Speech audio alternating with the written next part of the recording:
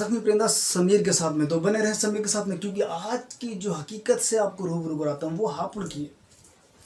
हापुड़ की पुलिस चौकी के इंस्पेक्टर साहब महावीर सिंह जी अपने एरिया का दौरा करने के लिए चौकी से निकले।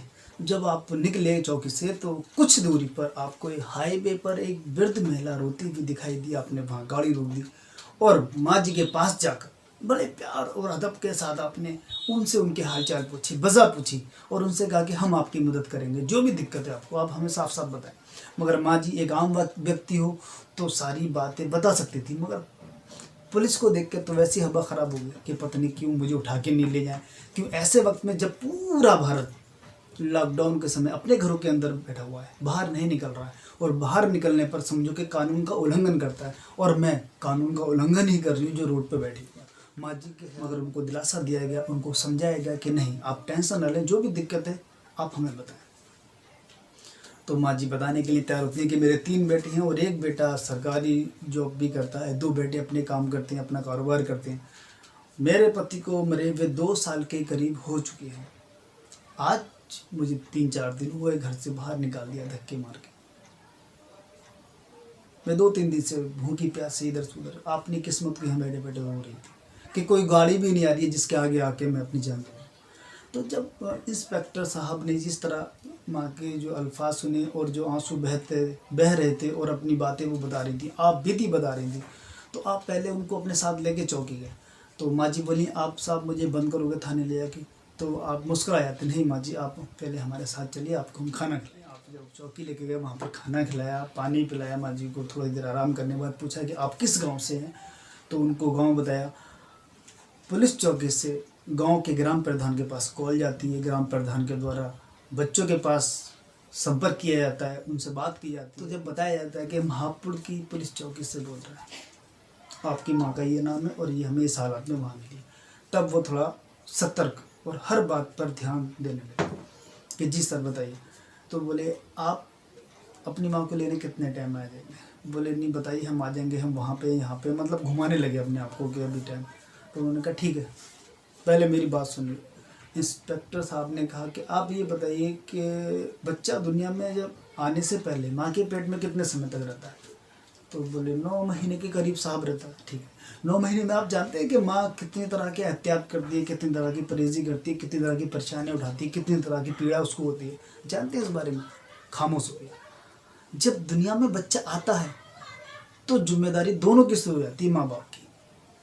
फिर वो उस पौधे को कैसे सींचते हैं, कैसे बड़ा करते हैं, उनके कितने अरमान उस बच्चे के साथ साथ बढ़ते हैं।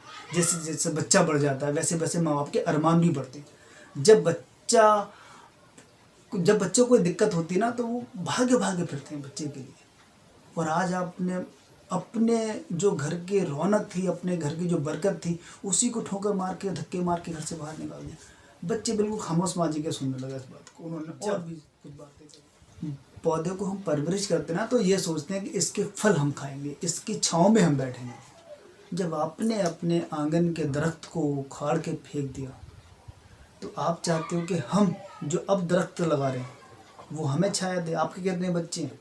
वो बोलते हैं साहब 4। आपकी क्या उम्मीदें बच्चों के प्रति? कहते हैं साहब हम चाहते हैं कि हमारा बुढ़ापे में सहारा बने, हमारी ज़रूरतों को समझें, हमें किसी तरह की परेशानी ना होने दें। तो कहा कि जब आप इतनी अच्छी उम्मीदें बच्चों से रखते हो तो आपकी माँ का भी हक बनता है ना आपसे अच्छी उम्मीदें रखने का। कोई उन्होंने अपराध तो नहीं किया। अगर आपको डांट भी दिया होगा तो कोई गलत नहीं किया भाई, माँ बाप हैं, डांट भी देते हैं, बर्दाश्त करो। तो जब इस तरह की बातें की कि जब आप कोई घर बनाते हो, कि इंस्पेक्टर साहब जो थे समझाने में बहुत माहिर थे, उन्होंने कहा जब आप कोई घर बनाते हो उसमें जब कॉलम ही नहीं खड़े करोगे तो वो तो आंधी तूफान में गिर सकता है। अब हाँ हूँ मैं जवाब दे रहा, ठीक है जी सर, गिर सकता है ना, बुनियादें मजबूत होगी तो बिल्डिंग ऊंची बनाने से कोई फ़ायदा नहीं है। और जब आपके घर के दरख्त की जब जड़ें मजबूत नहीं है तो टहनियों की कोई बिसात नहीं है, वो कभी भी गिर सकती हैं। टहनियों पे दरख्त नहीं रुकता, दरख्त जो है जड़ों पे रुकता है। तो जड़ को मजबूत रखो। और आपने अपनी जड़ को घर से धक्के मार के निकाल दिया।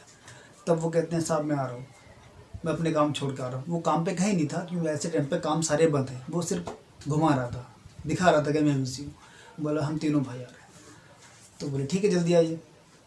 फ़ोन रख दिया जाता है। अब माँ जी ने, जब माँ जी ये सब बातें सुन रही थी, तो माँ जी फिर उठती हैं और वो इंस्पेक्टर साहब के गले लग जाती हैं, रोने लगती हैं। अब इंस्पेक्टर साहब जो थे वो फिर मतलब टेंशन में, अब क्या हुआ माँ जी, अब तो बेटे भी आपके एग्री हो गए, आपको लेने के लिए आ रहे हैं, अब क्या हुआ? तो कहती हैं साहब मुझे डर ये है कि कहीं आप उनको बंद ना करो, आप उनको मारो ना।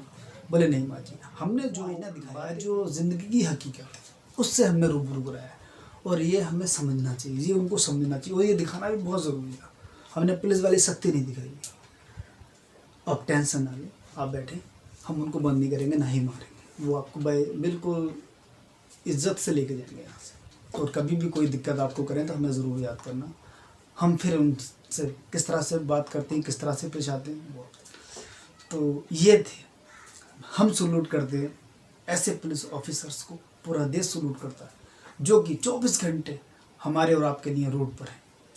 ऐसे वक्त में जब हम आप अपने बच्चों के साथ में बैठे हुए हैं, तो हमारे देश के ये हीरो अपनी फैमिली से दूर, अपनी फैमिली की जिम्मेदारियों से दूर, जिनको खाने के टाइम का पता नहीं होता कि किस टाइम का खाना किस टाइम में मिलता है, अपने घरों से दूर होते हैं।